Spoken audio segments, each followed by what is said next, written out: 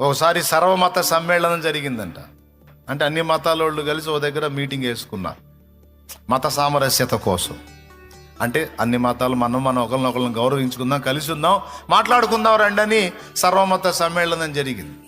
అందరు మత పుస్తకాలు తీసుకొచ్చి వరుసగా ఒకదాని మీద ఒకటి పెట్టి, ఒకడు కావాలని బైబిల్ గ్రంథాన్ని అన్నిటికంటే అడుగును పెట్టి మిగిలిన పుస్తకాలన్నీ పైన పెట్టాడు. దైవజనుడు అది చూశాడు. అంటే ఏంది? అవమానపరచాలని.